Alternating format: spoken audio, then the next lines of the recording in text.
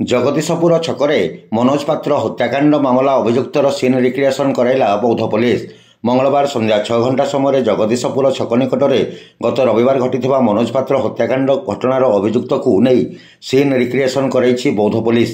ଗତ ରବିବାର ସନ୍ଧ୍ୟା 6 ଘଣ୍ଟା ସମୟରେ ବୌଦ୍ଧ ସହରର ଯୁବ ବ୍ୟବସାୟୀ ମନୋଜ ପାତ୍ର ଓରଫ ମୁନା ପାତ୍ରଙ୍କୁ ଅଜଣା ଦୁର୍ବୃତ୍ତ ଜଗଦୀଶପୁର ଛକ ନିକଟର ମୁଖ୍ୟ ରାସ୍ତା ଉପରେ ଛୁରା ଭୁସି ଆକ୍ରମଣ କରି ଫେରାର ହୋଇଯାଇଥିଲେ ଓ ଘଟଣାସ୍ଥଳରେ ସେ ମୃତ୍ୟୁବରଣ କରିଥିଲେ। ଏ ଘଟଣାର ଅଭିଯୁକ୍ତଙ୍କୁ ତୁରନ୍ତ ଗିରଫ ଦାବିରେ ବଜରଙ୍ଗ ଦଳ ଓ ସ୍ଥାନୀୟ ଲୋକେ ଦୀର୍ଘ ସମୟ ରାସ୍ତାରୋକ କରିଥିଲେ।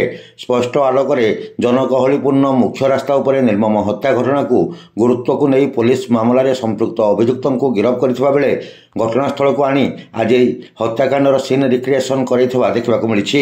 ଆସନ୍ତାକାଲି ହତ୍ୟାକାଣ୍ଡର କାରଣ ଓ ହତ୍ୟାକାରୀଙ୍କ ପରିଚୟ ସମ୍ପର୍କରେ ପୋଲିସ ଖୁଲାସା କରିବ ଓ ଅଭିଯୁକ୍ତମାନଙ୍କୁ କୋର୍ଟ ଚାଲାଣ କରାଯିବ ବୋଲି ଆଶା କରାଯାଉଛି।